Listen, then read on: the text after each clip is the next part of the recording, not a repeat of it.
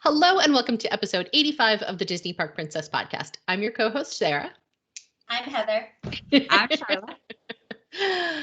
And welcome back. We had a long weekend. Kind of. Sort of. I know I didn't answer emails yesterday, so I guess it's a long weekend. It's sort of, I already didn't know what day it was.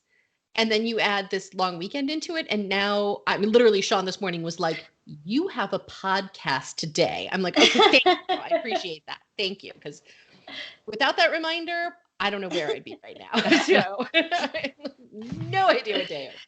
Oh, see, I know every day of the week because Justin still has to get up and he has to go into an office. And so, like, we have an alarm and we have all, like, nothing has changed here, literally. So I'm always aware of what day it is. I know, but didn't you kind of wake up this morning and think it was Monday?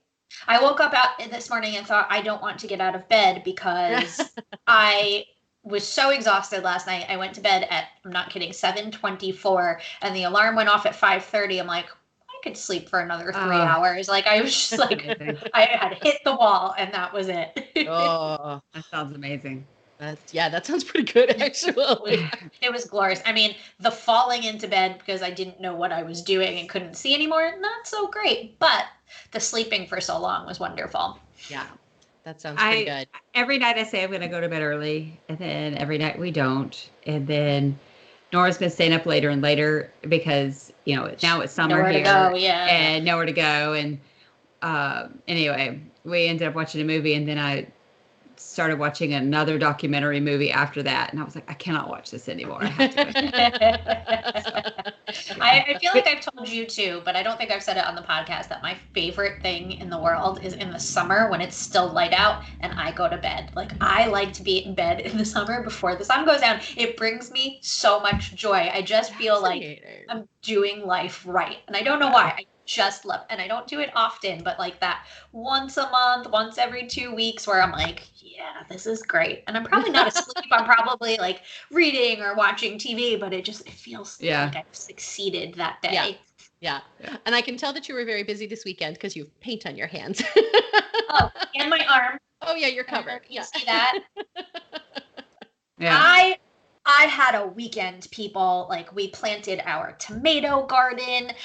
We are building a cabinet for my friend and her roommate. They actually came over for a little bit and helped one day this weekend, but they want a custom litter cabinet for their cat's litter box. And like, he won't go in like a normal, it's a whole story. Anyway, we're building this, like, it looks like a credenza that you would put your TV on. Mm-hmm. And we don't really know how to make cabinets, so we're learning. So I've been building that cabinet all week, and that's almost ready to go.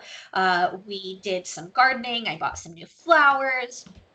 We bought a fountain, so we had to install a fountain. Oh, your fountain. It looks really good. Oh, thank you. I'm in love with it. We've been wanting it forever, but like, we dug trenches and ran the electricity underground. Like, I had a weekend. I was busy. And I made homemade pasta twice with my new pasta press. Wow. So you earned that 7:25 bedtime. This is why I went to bed at 7:24 last night. Like, I was done. Yeah. Now, see, that's funny because I like to go to bed early. Like, I'm in bed by 10 o'clock at the latest usually, but I want every minute of that sunlight in the summer. Like, I love it when the days get longer because I get like, I'm just really, the amount of sunlight I get really affects me and my mood. And so I live for this time of year where it's not dark until like 8:30 at night. It is fantastic. So I'm not missing a minute of it. But the second it goes down, I'm like, it's gotta be bedtime, right? You know, in the winter when it's like 4 o'clock and the sun goes down, I'm like, okay, is it too early to go to sleep? Like, I'm here. 7 o'clock is a perfectly acceptable bedtime. I don't see what you're talking about. Yeah. Yeah.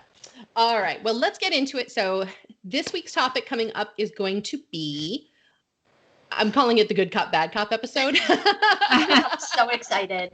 It's how to be a good guest / how our pet not peeves. do everything that irritates Heather at the park. Yes. Stop it. Our pet peeves. So let's get into it. All right. So I was telling Heather and Charlotte that I started to write my list of like how to sort of organize this podcast, and it started as a list of like Disney songs, and unfortunately I tried to do the whole list. I tried to find Disney songs to go with the whole list, and I ran out, but that's okay. So let's start with our first one, and I wish I had clips of the Disney songs ready to go, because that would be fantastic, but also we don't own the rights to those and can't use them. You're just going to sing them for us. There you go. In my head, I actually had a jingle going. I was like, be our good guest, be our good guest. I had a whole thing going. I spent way too much time on it this morning to not have it pay off. Anyway, so first up, be prepared. I feel like this is the very first thing that a Disney guest needs to do to be a good guest, right? Yes. Yeah. It starts at home. So obviously, as all things do. Yeah. But obviously now you can do things you can book a year and a half in advance. In some cases, you can book your dining reservations. You can book your fast pass reservations and things like that. But when you actually get there, if you don't have everything in front of you with what you are doing, then you really don't know, what to do. Because if you have all these dining reservations booked and these fast pass reservations booked, yet you don't know where you're going every single day. Yeah. You have what to know if that. you don't even have dining reservations or fast passes booked, and then you're standing in the corner screaming at each other about how, Cinderella's royal table is booked full, and how could you miss this? And the kids are screaming and crying, and you're mad because you can't get on Seven Dwarfs Mine Train. I don't want to hear your fight, people. It makes me really uncomfortable. Yeah. I don't like it. Don't like to see it. This is exactly who I'm talking about. I'm talking about the people that didn't even know you could make dining reservations, that decided they were going to Disney, that paid a lot of money to be there, and then did zero research. Now, listeners, we're not talking to you, because we know. If you're listening to this, you know. Yeah. You know what to do. We're talking to those family members and friends that went to Disney and came home and complained because they didn't get to dine with Mickey because they didn't make a reservation because they didn't know they had to. That's who we're talking to. I'm sorry. At what type of vacation? I can think of exactly one vacation that you can just show up and do nothing. And that's an all-inclusive resort. And even then, if you wanted to do an excursion or go see the sights off of your little beach there, you would need a reservation for that. You need to do some kind of planning. This is not a beach vacation. Even a beach vacation, unless it's all inclusive, you still need to know what there is to do in the area. Yeah. There's planning involved. Yeah. I think people sometimes think that Disney, I think they think the magic is real and that they're just going to show up and everything is just going to magically happen. Like they're just going to waltz into Cinderella Castle and have dinner with her, and Mickey's going to be there to shake their hands. And by the way, I didn't think I was going to start ranting this soon, but here it comes, people. Heather didn't start. It was Sara. No, Heather didn't start it. It's me this time. Disney's commercials do not help this impression because they make it look like that's exactly what happens. They show all these commercials. Your 5-year-old daughter runs into Cinderella's open arms in her matching gown, and then they hug and twirl around.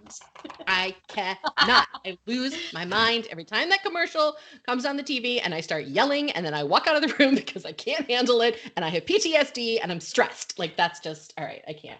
Okay, I feel like that can happen. You just have to plan for it. Well, here's something that their commercials do not show and that people do not seem to realize is that no matter when you go, Disney World has other people there. There are crowds. Yeah, there are crowds. There are lines. But that's not what it looks like in the commercial, Sharla. I know. But you need to know that if you go, I had somebody ask me one time, is Disney World even open on Christmas Day? And I said, oh, yeah. And it's the busiest day of the year.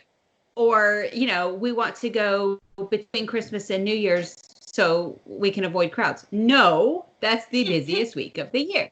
So even if you go, September 10th, which used to be not crowded, it's now a little bit more crowded. And there are still people there, and you're still going to have to wait in line. And the most popular attraction for you is also going to be the most popular attraction for everybody else. So you have to plan, and you have to be aware that, let's say you do no planning, that's fine. You got to be aware that you're going to be in that line. Yeah. Period. And I've had I had a client one time, and it's the only time in 13 years that this has ever happened, that when I explained to her sort of what was involved in planning a Disney vacation, she said, yeah, I'm not doing any of that. And I said, okay, that's fine. Are you okay eating, quick service the entire time? She said, yep, we're going because I'm retiring from the military and I am sick and tired of someone telling me when I need to be and where. So I'm going to walk around the parks. I'm going to get on the rides that don't have long lines, and I'm going to eat whatever's closest to me. I was like, have a fantastic time. Do that. That's amazing. But she knew going into it what to expect. She was prepared. Yeah. She was prepared. And to be honest, that's the kind of Disney traveler I am, especially since I used to live there. Like, what we all do now. I just go, and if there's something that I really want to do, like for October when I go, and I'm going during Food and Wine, you better believe I am going to make reservations for about 6 different specialty food and wine events. But I'm not going to make dining reservations there if I can't just walk into Rose and Crown. Oh, well, who cares? Like, right. Do your preparation and you'll be fine. Yeah. But I feel like but that's your preparation is no preparation. So if you get to go a lot, if you get to go a lot like we do, which is fantastic, but I usually don't prepare that much. But blessed. Yes. However, we haven't been in a while. We are not going again for a while. So I may do more the next time I go because, we've missed out. But that's, something that I have to prepare for and have to know. And I've told my family, if we can't get on this ride or can't go to this restaurant, you're going to have to deal with it because that's life. I don't want to hear it. Yeah. That's right. All right. So be prepared, do your research, and then decide what's right for you. We are not saying that you need to plan every single moment of every day. We are not saying that you need to make, 3 advanced dining reservations and 3 fast passes for every day of your entire. No, we are just saying be prepared. Yeah. Know what you're getting into. That's all we're saying. All right. Which brings us to, where to go next? Be aware. Let's move on to be aware. All right. This one might take a while, guys. I was about to say, the two of you, I have a list here from the two of you. Okay. All right. Heather, you go first. Just people, come on.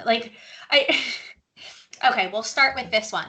You don't need to walk 5 people across a sidewalk with your arms linked and, oh my gosh, it's so magical, and let's hold everybody's hands and skip to Cinderella Castle. No. There are other people behind you trying to get around you because you're walking 2 miles an hour. And you know what? You're right. That's fantastic. You want to take in your surroundings, but I have to get to Space Mountain and I just want to simply be able to move. You don't need to take up that much space. Be aware. Yep.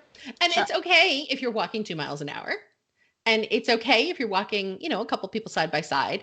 And it's okay if you're doing it for 5 feet because you want the photo op. Like maybe there's, somebody's taking a picture of the 5 of you, like fine. But just don't do it the whole way down Main Street. Like people are trying to get around you. Other people are, come on. You don't own that sidewalk. Like there's hundreds of thousands of other guests there that need to move as well. If you are going to be going slower than what normal is on the street, it's like when you're driving, right? Like you got to keep up with the flow of traffic. You're going slower. Be aware of that and move out of the way. Yeah. Or to the side or to the, exactly. Yeah. We always say pull over. We always say, let's pull over and do this, even though it's not. That brings me to my next pet peeve. Yes. Pull over. If you need to check the map or tie a shoe, what? I actually yell to my family members when they do this because it is so irritating to me that I promise you 100% of the time, I never do this because I hate it so much. Yeah. If you have to tie a shoe, you have to read a map. Move to the side.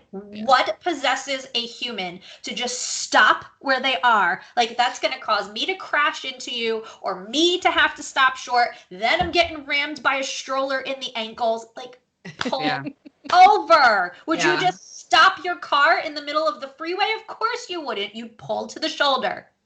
Yeah. I hate that. I hate it so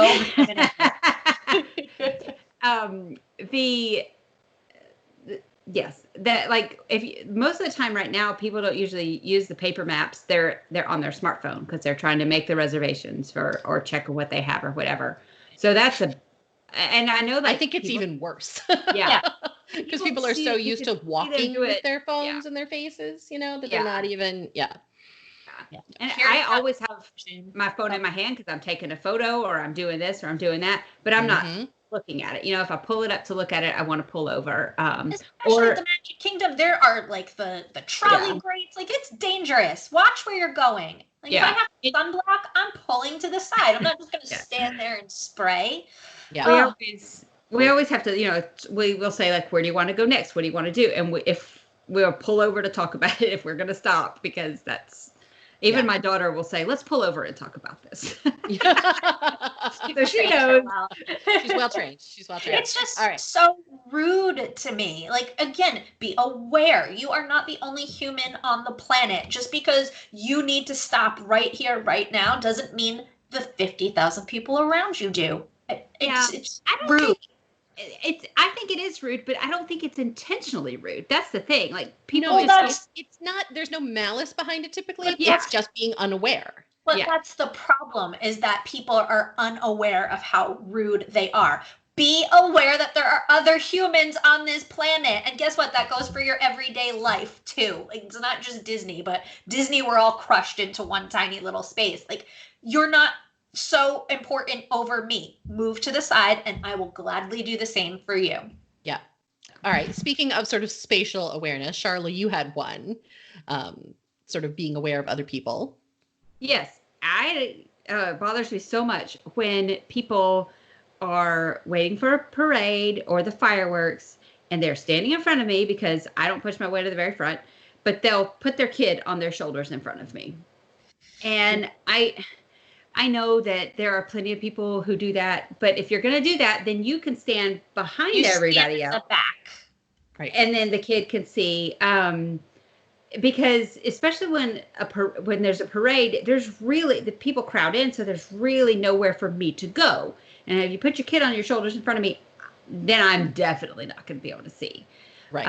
Not every adult is, 5'10". Yeah, like me. I can't see over most children. Neither of them are, No. And I try to be a little bit cognizant of that fact because like I don't want to push my way to the very, very front because there are children who want to see it. However, I also try to push my way halfway up because I am also short and I want to see. Yeah. And I'm not saying push my way like being rude. I just mean you can kind of finagle yourself. Even, and like, especially if I sit there and wait 20 minutes before the parade starts, then you come up in front of me and put your kid on your shoulders. That's, I have found my spot where I am not in the way. And then you make yourself in the way. To being prepared. If you know what time the parade comes, really, like you learn that people line up hours in advance, you should then have to wait. You're not, like if this is something that's important to you to see, then wait for it. Don't show up at the last minute and then inconvenience other people. Yeah. The kid on the shoulders thing, really, if you're going to do that, you should be at the very back. Like there's no reason for you to be at the front or the middle of the pack with a kid on your shoulders. You have to know that you're blocking the people behind you. And I have been approached by people who have said, like, they have their little kid and they said, can they stand right here in front of you? Yeah, absolutely. That's fine. Because I can see over your kid. That's fine. I have no problem with that. And I have no problem with sharing space for a parade, because it's crowded in there. Yeah. I just don't want you in front of me with somebody on your shoulders. Yeah. Can we also talk under the heading of be aware? Can we talk about parents and children? Oh my gosh, yes, you go first. Yeah, you're like, here, mom, you take that one. Yeah.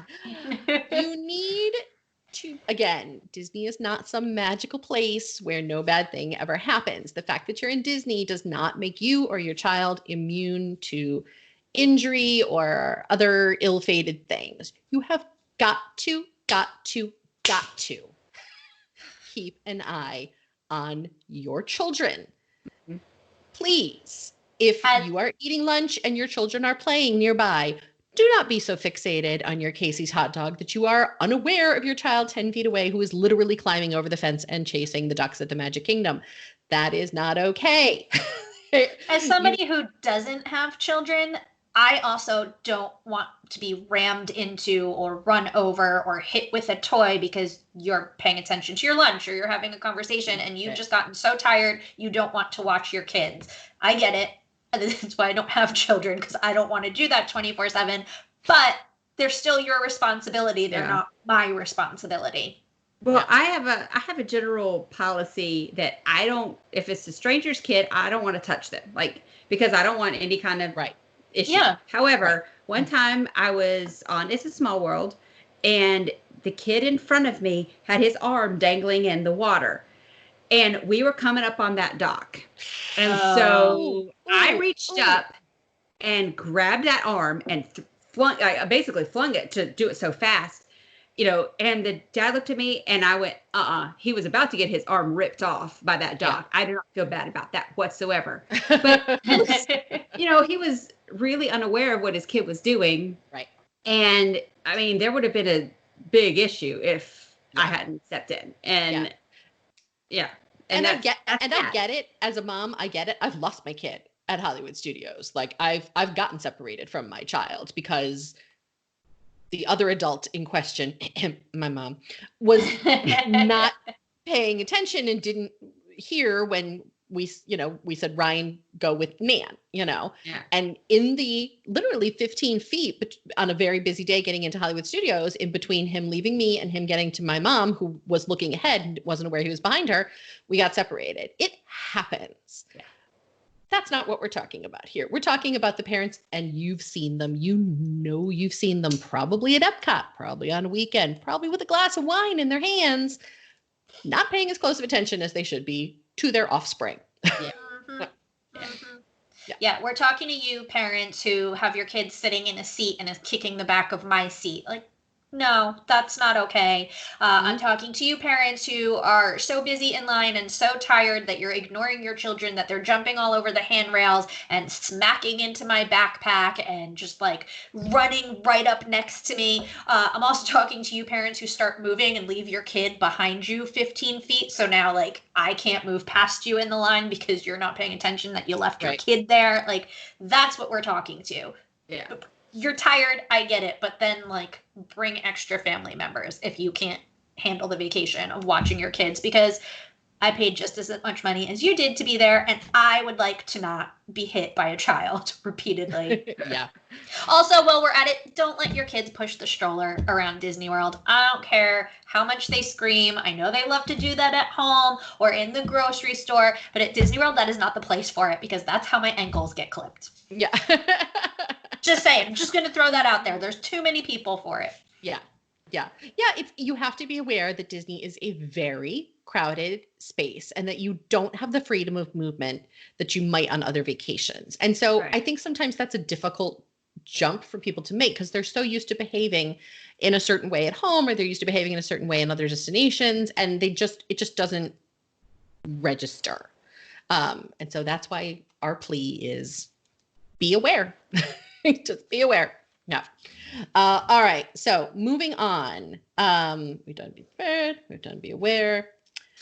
Be compliant. And this is part of be aware, but be compliant.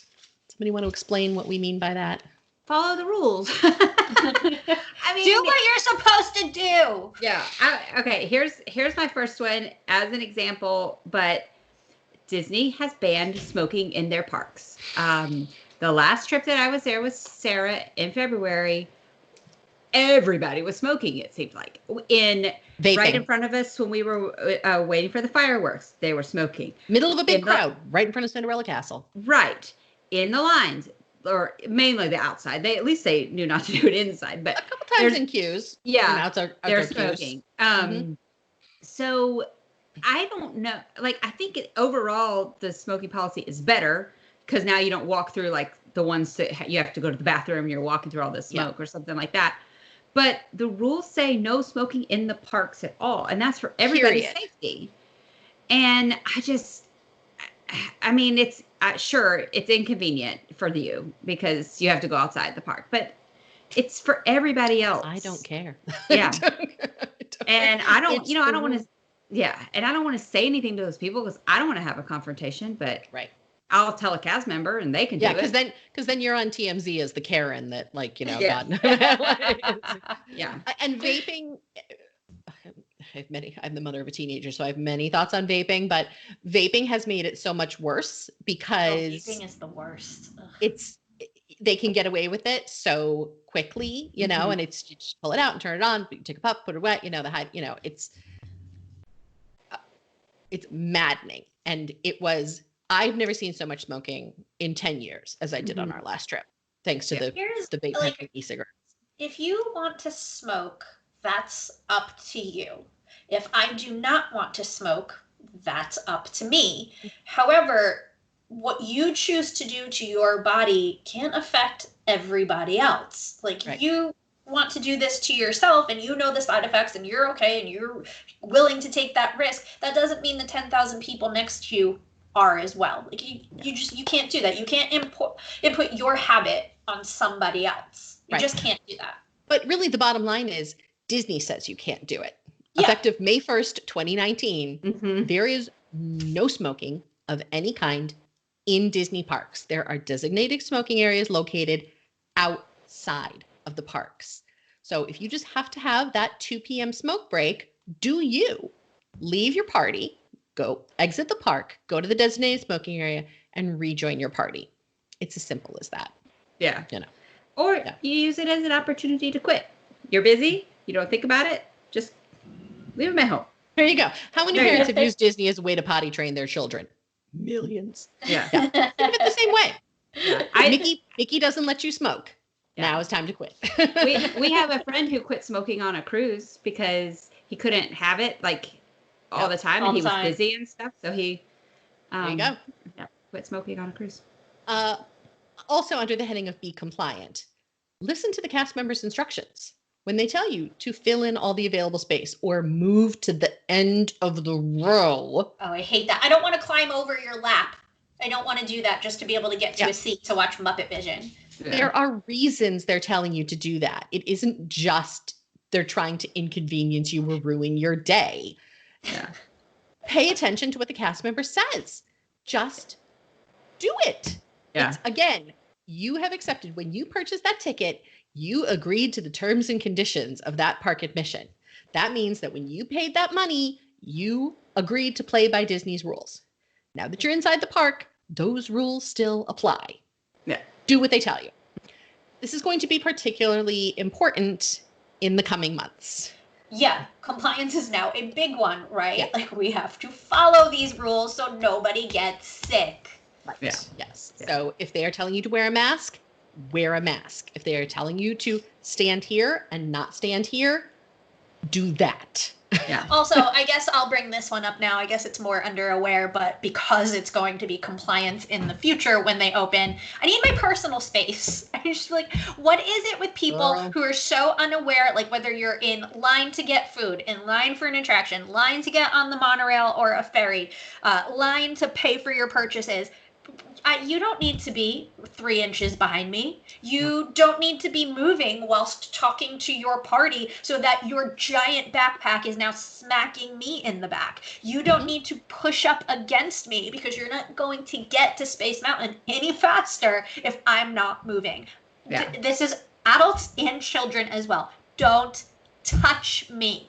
This goes for my family. If it's July and 95 degrees and humid, don't touch me. You stay in your space. I'll stay in mine. Everyone's happy. Yeah. I'm a New Englander, and anybody who has been listening to me for a long time knows how I feel about personal space. If you ever want to see me really lose my mind, put me in a queue with people who are right up, climbing up the back of me to try to. Oh, I've seen that. You've seen it. You've seen it. You saw it at Disneyland Paris. I will lose my mind, and I will turn into the most Karen of Karens you have ever seen in your entire life. My apologies to all the Karens out there who are not Karens. I will lose my mind. I cannot stand it. Yeah. It's one thing to like, oh my gosh, I'm so like, I've done that. I've bumped into people and I didn't see them. And oh my gosh, I'm so sorry. Like, you apologize. That's but if different. going to repeatedly stand there and hit me because you're not paying attention? No, unacceptable. Or you just don't care. Yeah. Or you just or you just don't care. Yeah. All right. So that was my second rant for the day. I might rack up a higher score than Heather today. All right. So be compliant. And again, going forward, masks, social distancing, which brings me to my next one. Be kind. Oh, go ahead. I have a compliant one that most people don't need to think about. But if that's right. I forgot. Sorry. And I don't have to think about this anymore either, unfortunately, but this was truly one of my pet peeves just simply because of safety.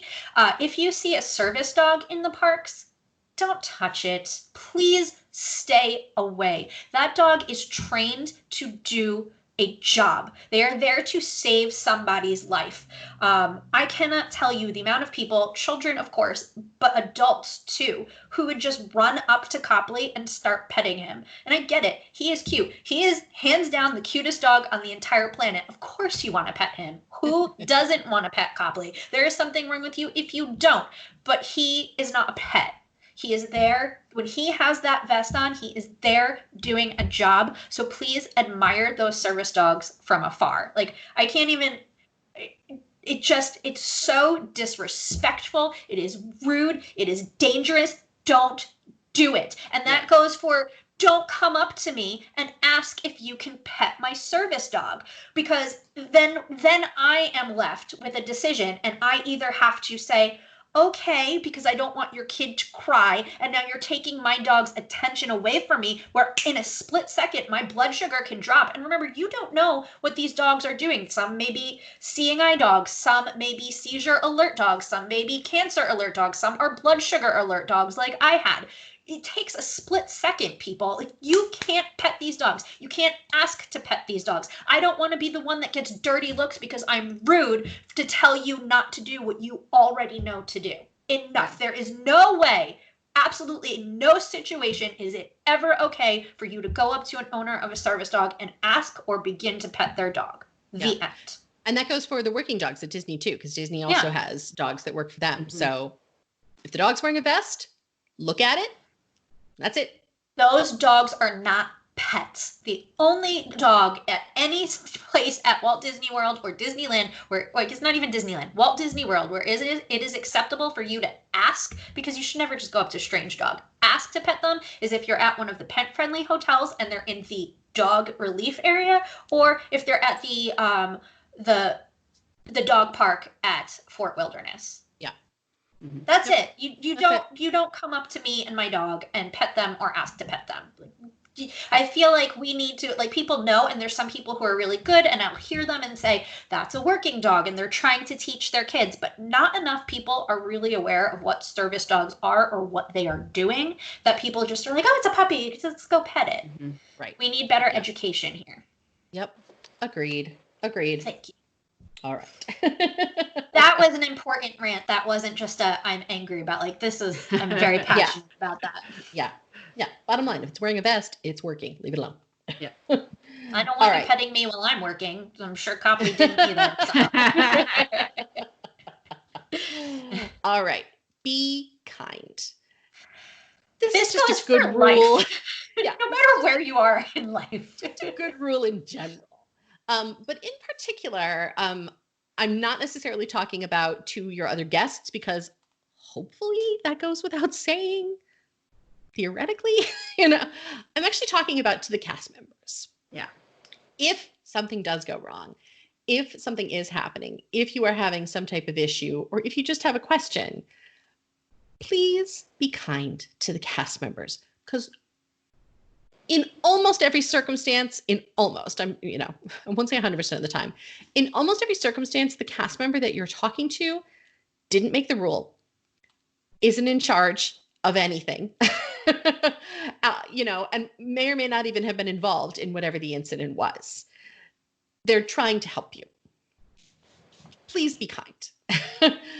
Go, Sharla. I just thought of a song to go with that. Oh, good. Sing. Well, a spoonful of sugar helps the medicine go down. Thank you. Where were you when I was making my list? I don't know. There you go. But it's totally true.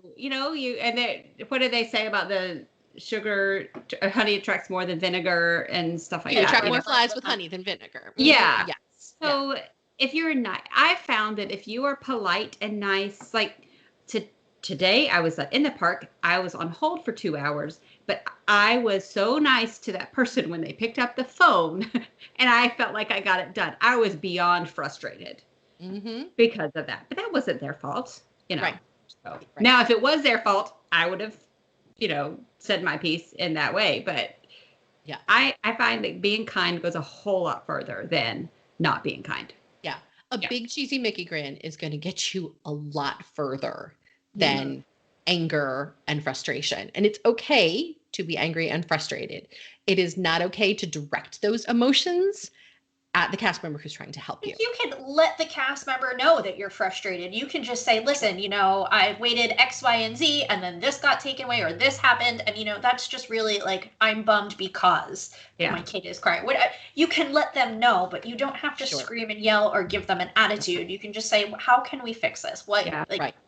Here's the situation. Please help me. Disney they pride themselves on their service, one of the things, and they try to help you if they can. That's, they are going to try to help you. And they'll go above and beyond. But not if you're being a jerk to them. Then they're just going to try to get you out of there as fast as they can. Yeah. I always walk up to any guest services on a cruise or Disney World or any hotel or whatever, and I always smile and say, hi, I was wondering if you could help me with this, or hi, how are you? Or, something. Yeah. And asking a question will always get you further than stating a demand. Yes. Yeah. When I was on the cruise before, I had an issue with internet, and I went up to the just one, one particular, and I went up to the person at guest services, and I said, "Hi, I have a question about the internet. If you can help me, And they actually refunded my money because of it's a whole thing, but which I ended up using again because of their internet, but that's not the issue. The issue was maybe that's a whole pet peeve or Disney Cruise Line has its own list of pet peeves. Yeah. But because I was nice about it. Probably if I had not been so nice, they might not have done what they did. That's my philosophy anyway. Yeah. Yes. Just. I wonder what has happened in culture, in society, that has become people feel like anybody who is in a service capacity, because we are in our professional jobs, what has made us think that it is okay to demand things of people? These cast members are not your servants. They're there to help you, but that's to help you. They don't work for you. And how dare you try to demand something from them and be nasty to them? Always be kind to people who are in service and who are trying to help you make things right. Yeah. And have reasonable expectations about what making it right looks like. Yeah. A ride breaking down when you're on it does not earn you a stay in the suite at Cinderella Castle. No, that's not how that get works. A fast pass to use that day. You're laughing, Sharla, but I've seen... No. I know. I was thinking about when we were in the queue for Rise of the Resistance, and we made it all the way in, and we were almost on the actual ride. We'd done this one pre-show, two pre-show, and then it broke down. They said you have to leave, and all these people started yelling at those people, and you and I both said, "Thank you so much. We appreciate you." It's that cast member's personal fault. Do you think they flipped a switch and was like, these people look mean. I'm just going to turn the ride off. They can't do it. And one of the guys literally said, this is my third time trying to ride this ride. I mean, at this point, I should get to sleep in Cinderella Castle. He actually said that. That's where that came from. And I'm hoping he was kidding, but... Look, who wouldn't be frustrated in that situation? I tried to ride this ride once and actually got on, and it was the most exhausting Disney day of my life. I never want to do that again. So I can only imagine trying to do that 3 times and then not getting to ride. I'd be really pissed off too. If we could say that. But Sarah and I both said I like the way they handled this. They didn't have to give us a fast pass the next day after their glitch. They didn't have to give us a fast pass when they dumped us from the line. I think that's standard protocol for them. But, it was, I think they handle it in every way they can. And they have rules how they handle this for a reason, or protocols, how they handle it. That's not the cast member's fault that the ride broke, that the ride breaks. That's how it is. One of the cast members actually said to us, "Believe me, I would much rather be being mean to you right now in Yes. character than being nice to you, It was escorting great. you off the ride." Yeah. Understood, dude. Get it. I get it. All right. So then, and then the final thing that I have for all of this is just another favorite Disney song that sums it all up. If you can, if it's possible, let it go.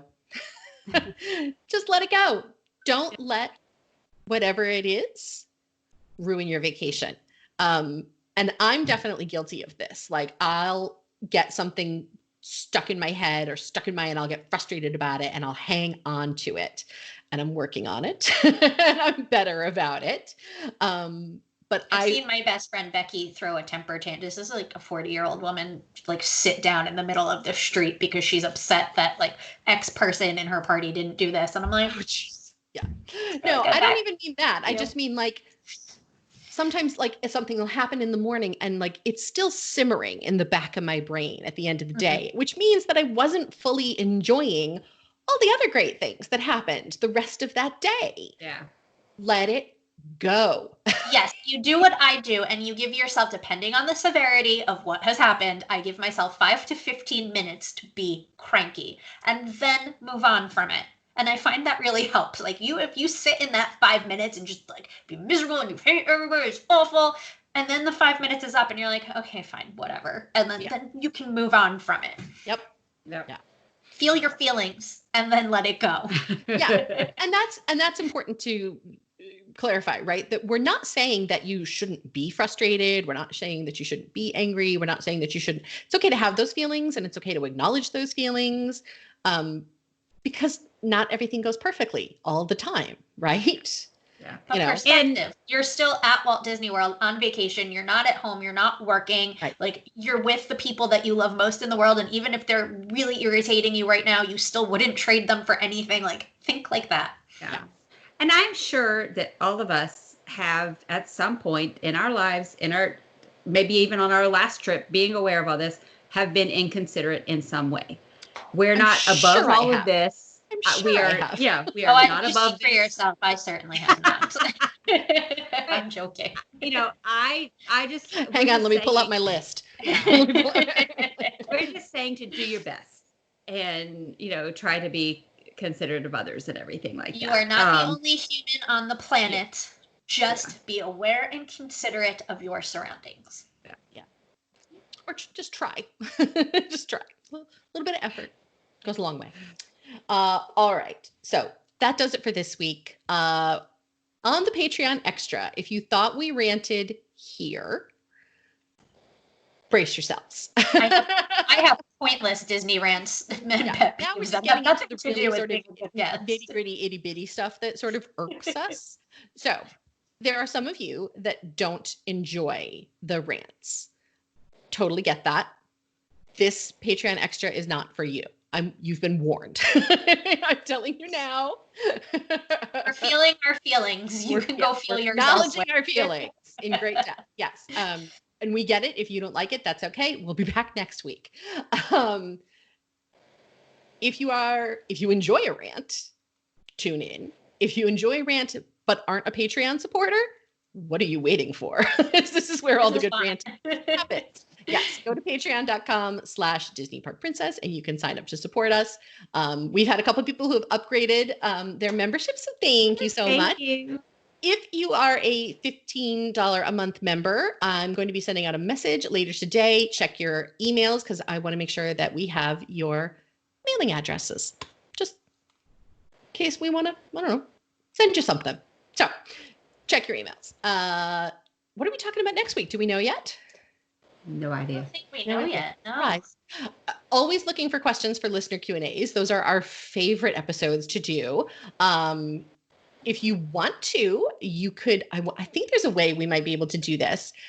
If you want to record a video of yourself asking the question, if you want to do it that way, we can always throw maybe your video question into the podcast for those of you who are watching us on YouTube, or the audio into the, You could probably do that, right? Thanks for volunteering me for that. Appreciate it. I was going to say, she just threw this idea out. I'll figure it out if you can't. I know how to do it and I will be. So yeah. Of course I can do it. Have you not met me? You know I'm going to figure it out. Exactly. Yeah, that's why I felt safe. Because I knew if you couldn't, I would. So that's fine. But you can always email us at info@disneyparkprincess.com. You can always reach us individually at our names at disneyparkprincess.com, Sarah at Heather at Sharla at disneyparkprincess.com. That's it. We will talk to you next week. And if you are a Patreon supporter, stay tuned because there's more coming at you. All right. Bye, guys. Bye.